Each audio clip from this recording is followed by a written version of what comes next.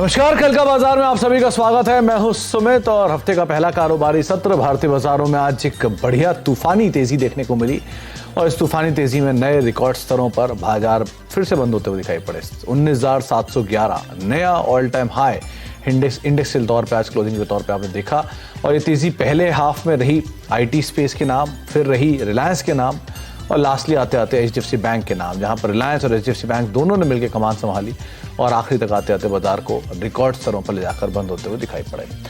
तो इस तूफानी तेजी में, इस रिकॉर्ड तेजी में आपकी रणनीति क्या होनी चाहिए, इस पर हम बातचीत करेंगे, आपके सवालों के जवाब दिलवाएंगे। मानस जायसवाल हमारे साथ लखनऊ से मौजूद है, जिनसे हम चर्चा करेंगे मार्केट्स को लेकर भी और साथ ही साथ आपके सवालों के जवाबों को लेकर भी।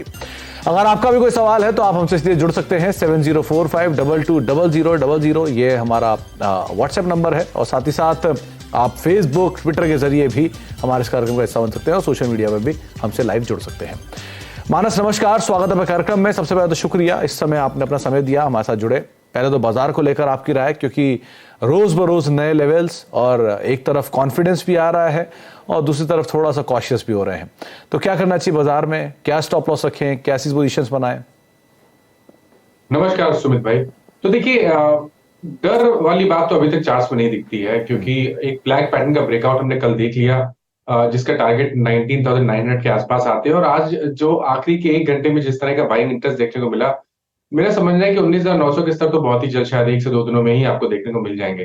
तो ट्रेंड पॉजिटिव है, इसलिए अभी भी खरीदारी करने की ही राय रहेगी। अगर कल कोई टिप मिल जाए तो बेहतर रहेगा कि आप 19,675, 19,665 की रेंज में खरीदारी करें और स्टॉप लॉस 19,600 के नीचे लगाएं और नेक्स्ट टारगेट आपको वही सेट करने हैं 19,900 के। तो मैं उम्मीद कर रहा हूं कि वो लेवल्स आपको बहुत जल्द देखने को मिलेंगे।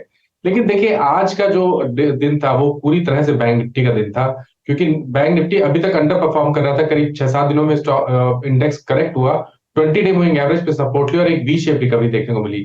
तो अगर हम पोटेंशियल की बात करें तो, और एक ही इंडेक्स अगर चूज करना हो तो डेफिनेटली वो बैंक निफ्टी होगा। बैंक निफ्टी में करंट लेवल से आई थी 1,000 पॉइंट की तेजी देखने को मिल सकती है। तो यहाँ पर तो कभी भी कोई करेक्शन देखने को मिले तो खरीदारी करिए, 45,000 के नीचे स्टॉप लॉस लगाइए और 46,500 के टारगेट सेट करिए। तो दोनों ही इंडिसेस में आप लॉन्ग रहेंगे, कोई भी गिरावट का इस्तेमाल करेंगे खरीदारी के लिए और आपको जो टारगेट्स हैं वो अभी भी ऊपर की साइड के रखने हैं। मानस, कोई ऐसा स्टॉक जिस पर आपकी नजर है? देखिए, अगर स्टॉक स्पेसिफिक बात करें तो बहुत सारे स्टॉक्स ने आज काफी बढ़िया बाइंग इंटरेस्ट दिया, लेकिन सबसे बेहतर बैंकिंग लगता है। आप जैसा मैंने पहले भी मेंशन किया कि बैंक निफ्टी में ब्रेकआउट देखने को मिला है। तो अगर लार्ज कैप में जाना होगा तो सबसे पहले तो स्टेट बैंक ऑफ इंडिया को खरीदेंगे, क्योंकि यहाँ पर एक क्लियर कट ब्रेकआउट देखने को मिला है। 600 के ऊपर का ब्रेकआउट है, यहाँ पर 590 के स्टॉप लॉस से खरीदारी करेंगे 620 के टारगेट के लिए। और प्राइवेट बैंकिंग में भी जो लार्ज कैप स्टॉक है आईसीआईसीआई बैंक, वहां पर खरीदारी करेंगे। देखिए, आईसीआईसीआई बैंक ने तो अभी कुछ मेरे ख्याल से पिछले हफ्ते ही ब्रेकआउट दिया था और एक कंसल्टेशन के बाद आज एक फ्रेश ब्रेकआउट देखने को मिला है। तो स्टेट बैंक ऑफ इंडिया जितना स्ट्रांग लग रहा है, वैसे ही आईसीआईसीआई बैंक भी उतना ही स्ट्रांग लग रहा है। यहाँ पर भी खरीदारी करने की राय रहेगी। 959 के स्टॉप लॉस से आईसीआईसीआई बैंक में खरीदारी करिए 995 टारगेट के लिए। तो आईसीआईसीआई बैंक यानी देश का सबसे बड़ा निजी बैंक और साथ ही साथ एसबीआई देश का सबसे बड़ा सरकारी बैंक, दोनों पे ही आप दांव लगा सकते हैं मानस की राय के हिसाब से। एक बार एफआईडीआई यानी कि जो बाजार बंद होने के बाद आंकड़ा आया वो आपकी स्क्रीन पर आएगा। बहुत ज्यादा बड़ा आंकड़ा नहीं है, 73 करोड़ की खरीदारी है एफआईएस की और 64 करोड़ की खरीदारी है डीआईएस की, लेकिन इंपॉर्टेंट है खरीदारी का जो आंकड़ा है वो अभी भी प्रिवेल कर रहा है। अब बातचीत करते हैं अपने दर्शकों से। हमारे साथ एसपीएस राठौर साहब मौजूद हैं जयपुर से। राठौर साहब नमस्कार, सवाल पूछिए। नमस्कार जी। नमस्कार राठौर साहब।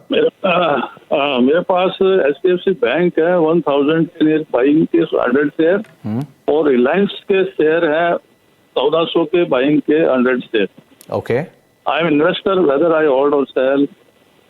सर, अगर आप इन्वेस्टर हैं तो मेरे ख्याल से जो दोनों के भाव देख रहा हूं मैं, तो आप ऑलरेडी 5 साल या 4 साल पुराने निवेशक हैं, राइट, इन दोनों स्टॉक्स में?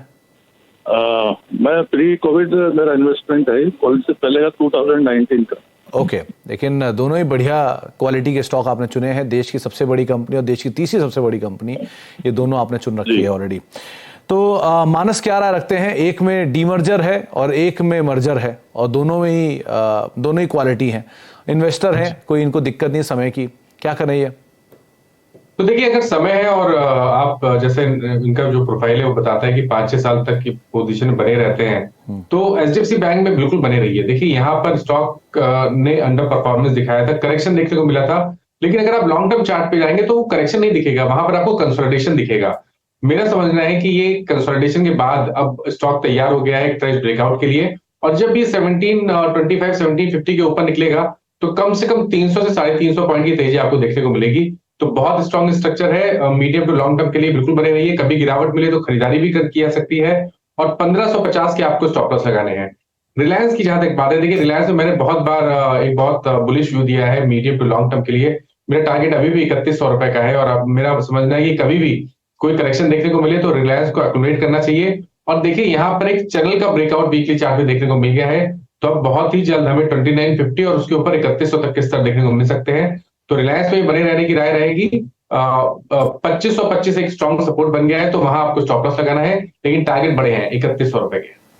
तो 3100 रुपए टारगेट है, और मुझे याद है मानस 2300 से लगातार रिलायंस के ऊपर अपना एक बाइंग नजरिया रखे हुए हैं, और आप दोनों में बने रहिए। ये एक डिस्क्लेमर भी स्टैंडर्ड जो कि चैनल आप देख रहे हैं, इसका प्रभुत्व प्रबंधन रिलायंस इंडस्ट्रीज के पास है। आगे बढ़ते हैं और अगले दर्शक से बातचीत कर लेते हैं। हमारे साथ योगेश मौजूद हैं हुबली से बातचीत करने के लिए। योगेश जी नमस्कार, सवाल पूछिए। नमस्कार around 50 quantity. Ji, I have purchased 4. आपके पास अदानी ट्रांसमिशन है 50 शेयर 784 रुपए में, राइट? Yeah, 784. जी, और आप कितना टाइम और दे सकते हैं इसको योगेश जी?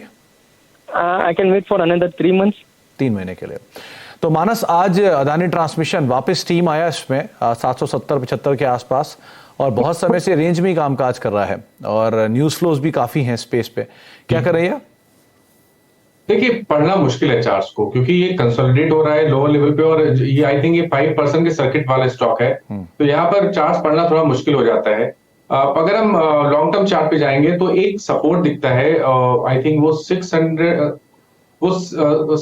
के आसपास का सपोर्ट है। तो 700 रुपए के ऊपर जब तक ट्रेड करता रहे आप अपनी पोजीशन में बने रह सकते हैं। देखिए इंपॉर्टेंट क्या है, इंपॉर्टेंट है कि अगर 860 रुपए के ऊपर एक बार निकल जाए तब तो आपको एक मीनिंगफुल बाउंस बैक देखने को मिलेगा, जिसमें शायद आपको 1250 तक के स्तर भी देखने को मिलेंगे, लेकिन अभी तक वो होता दिखता नहीं है। इसीलिए 700 रुपए का स्टॉप लॉस जरूर लगाइए, बने रहिए। 860 के ऊपर आप क्वांटिटी ऐड कर सकते हैं 1250 के टारगेट के लिए।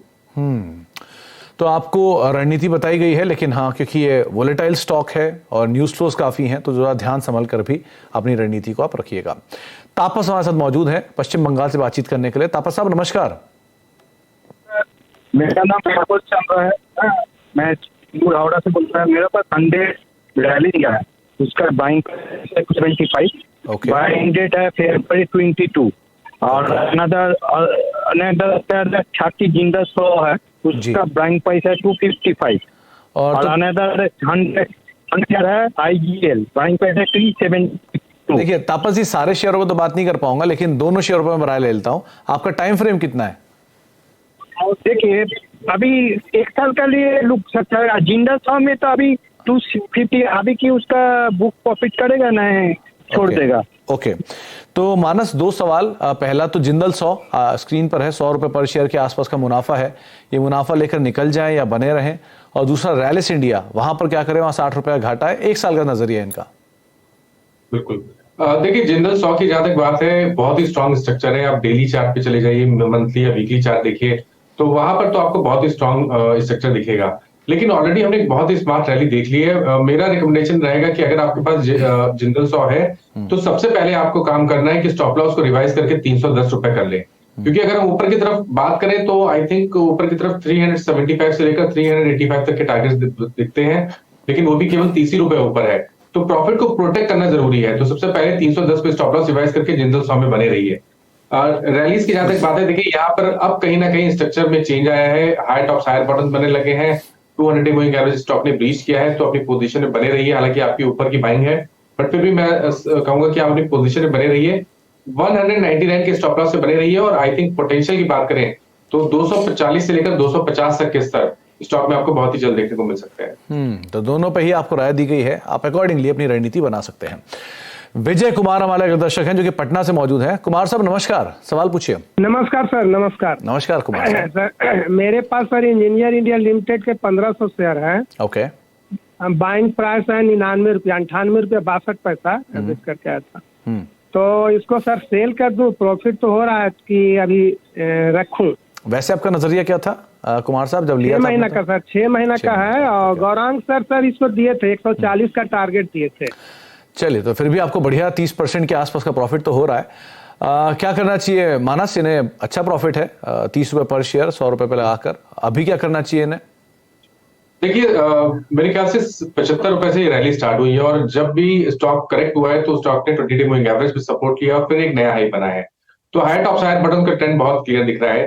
तो आपको थोड़ा ट्रस्ट करना पड़ेगा 20 डे मूविंग एवरेज पे, वहीं आपको स्टॉप लॉस लगाना है।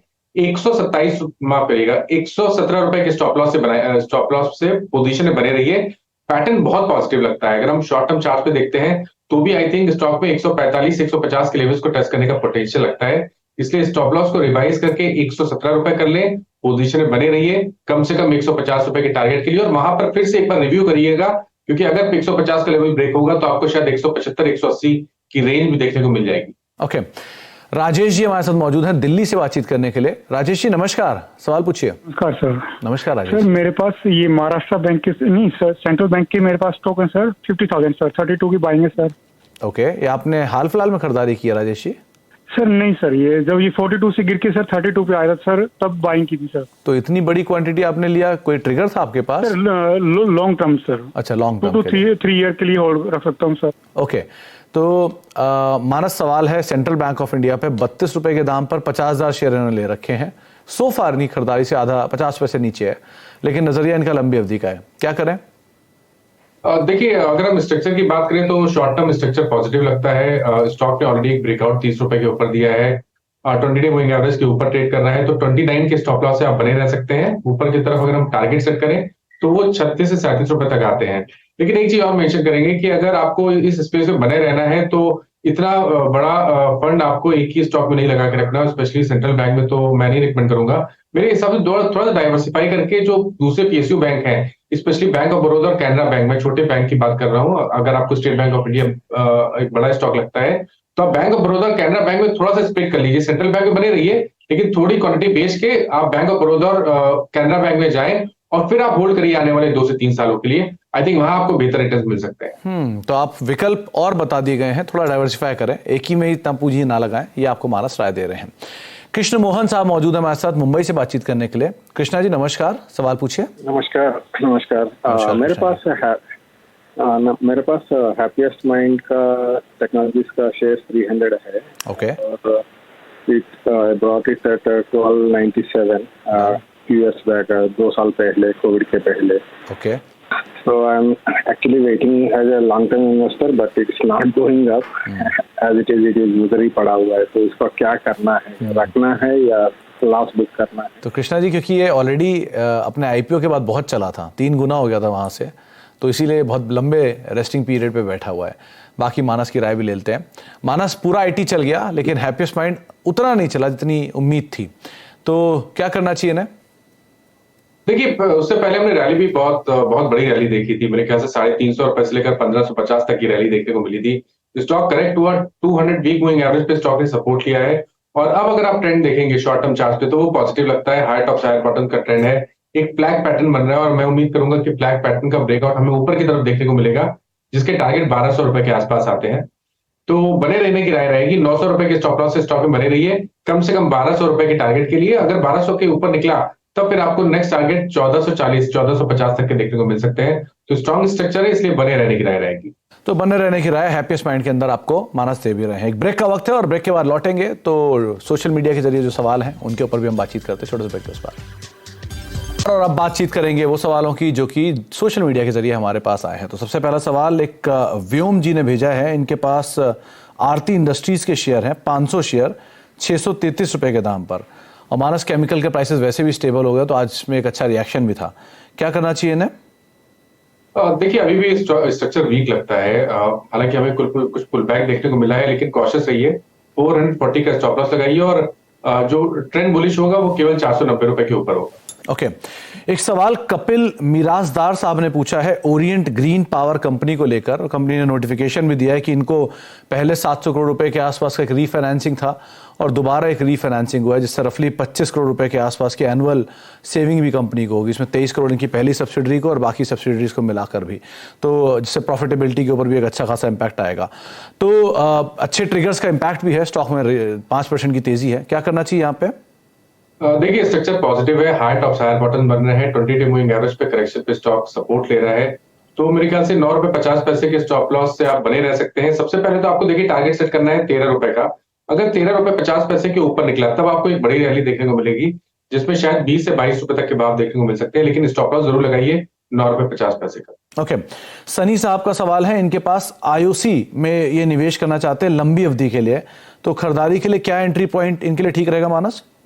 देखिए करेक्शन ऑलरेडी देखने को मिला है, तो निवेश के नजरिए से तो इस करेक्शन पे बिल्कुल खरीदारी करनी चाहिए। 84 रुपीज के स्टॉप लॉस से आप खरीदारी करिए, और अगर आपके पास 1 साल का समय है तो कम से कम 130-135 के टारगेट सेट करिए। ओके संदीप जैन साहब का सवाल है, इनके पास 9,500 शेयर हैं इजी माई ट्रिप के, 50 रुपए के दाम पर इनकी खरीदारी है। एक बढ़िया तेजी दिखा चुका है ऑलरेडी प्री एडजस्टमेंट, अभी क्या करना चाहिए ना? देखिए लॉन्ग टर्म व्यू तो नहीं दे पाएंगे, लेकिन शॉर्ट टर्म चार्ट से भी ट्रेंड बहुत ज्यादा पॉजिटिव नहीं है। मेरा तो यही कहना रहेगा कि कभी कोई बाउंस बैक देखने को मिले और 47-48 रुपए के भाव देखने को मिले तो स्टॉक से निकलने की कोशिश करिए, और फ्रेश खरीदारी तभी करिए जब आपको 51 रुपए के ऊपर के भाव देखने को मिले। ओके मानिल अरोड़ा साहब पूछ रहे हैं कि जमुना ऑटो के 200 शेयर हैं 115 रुपए के दाम पर, क्या करना चाहिए इसमें? और ये HDFC बैंक की खरीदारी करने के भी इच्छुक हैं, क्या यहाँ पे खरीदारी करें या? तो देखिए पहले जमुना ऑटो की बात करें तो 106 के स्टॉप लॉस से बने रहिए, 126 रुपए के टारगेट ऊपर की तरफ दिखते हैं, ये शॉर्ट टर्म का व्यू है। HDFC बैंक तो बिल्कुल खरीदना चाहिए, मैंने पहले ही मेंशन किया कि बहुत ही स्ट्रॉन्ग स्ट्रक्चर है लॉन्ग टर्म चार्ट पे, तो लॉन्ग टर्म के हिसाब से खरीदारी करिए। 1560 के स्टॉप लॉस से खरीदारी करिए और 1950 के टारगेट सेट करिए 1 साल के लिए। करुणेश जी ने सवाल पूछा है लक्ष्मी ऑर्गेनिक को लेकर, करीब 108 शेयर हैं 424 रुपए के दाम पर, क्या करना चाहिए इन्हें? माफ करिएगा मैं इसके चार्ट्स नहीं देख पा रहा हूँ। ओके इसके अलावा IEX को लेकर एक सवाल पूछा है, 190 शेयर हैं 224 रुपए के दाम पर, 6 महीने का नजरिया है, क्या करना चाहिए इन्हें? देखिए कभी भी कोई बाउंस बैक देखने को मिले तो यहाँ से निकलने की कोशिश करिए। स्ट्रक्चर वीक लगता है, medium to long term chart में भी वीक लगता है, तो मेरी राय यही रहेगी कि कोई मीनिंगफुल बाउंस बैक पे आप स्टॉक से निकलने की कोशिश करिए। L&T इन्फोटेक माइंड ट्री, इसके ऊपर भी एक सवाल आया है, खरीदारी की थी नियर टर्म के लिए, हालांकि आज नंबर्स पे आया बाजार बंद होने के बाद, सपोर्ट और टारगेट्स क्या देख रहे हैं चार्ट वाइज, नंबर्स को अगर साइड रख भी दे तो? बिल्कुल, तो देखिए सपोर्ट है 5130 का, वहां आपको स्टॉप लॉस जरूर लगाना है। माफ करिएगा मैंने गलत लेवल्स बताए आपको। 4750 का स्टॉप लॉस लगाना है आपको। 4750 200 डे मूविंग एवरेज है, वहां आपके स्टॉप लॉस जरूर होने चाहिए। ऊपर की तरफ 5400 के लेवल्स ब्रेक हो जाएंगे तब आपको कम से कम 300 से 400 रुपए की तेजी देखने को मिलेगी। स्ट्रक्चर अभी तक का तो पॉजिटिव लगता है। ऋषिकेश त्रिपाठी साहब का सवाल है, इनके पास VIP इंडस्ट्रीज के 70 शेयर हैं 605 रुपए के दाम पर, क्या करना चाहिए इन्हें? बने रहिए, देखिए नीचे सपोर्ट है 570 रुपए के आसपास एक स्ट्रॉन्ग सपोर्ट दिखता है, तो 570 के स्टॉप लॉस लगा के बने रहिए। 640 के ऊपर निकलेगा तो कम से कम 720 तक किस तरह आपको देखने को मिल जाएंगे। रजत साहब पूछ रहे हैं कि ये गुजरात फ्लूरो में शेयर लेना चाह रहे हैं, अगर यहाँ पे खरीदारी करते हैं तो कहाँ स्टॉप लॉस होना चाहिए इनका? गुजरात फ्लोरो के मैं नहीं चार्ट देख पा रहा हूँ। ओके इसके अलावा एक सवाल आया है नारायण साहब का, इनके पास KEI इंडस्ट्रीज के शेयर हैं 2050 रुपए के दाम पर और ये और खरीदारी करने के इच्छुक हैं, क्या करना चाहिए इन्हें? देखिए बहुत ही स्ट्रॉन्ग स्ट्रक्चर है और आप कभी भी करेक्शन में खरीदारी कर सकते हैं, क्योंकि जो लॉन्ग टर्म चार्ट है वो भी बेहतरीन लगते हैं। एक नया टारगेट देना मुश्किल है, लेकिन 2200 रुपए के आसपास बहुत ही स्ट्रॉन्ग सपोर्ट है, तो जब तक 2200 के ऊपर ट्रेड करता रहे गिरावट पे खरीदारी करिए। एक टेक्निकल टारगेट की बात करें तो वो 2650 के आसपास के आते हैं। ओके चलिए बहुत बहुत शुक्रिया मानस, हर बार की तरह आपने बहुत सारे सवाल लिए और दर्शकों के सवालों के जवाब दिए। बहुत बहुत शुक्रिया अपना समय हमें देने के लिए और हमसे बातचीत करने के लिए, मार्केट्स को लेकर सभी शेयरों के जवाबों को लेकर भी। तो फिलहाल अब कल का बाजार को यहीं समेटेंगे, एक ब्रेक का वक्त है और ब्रेक के उस पार भी खबरों का सिलसिला लगातार बना रहेगा।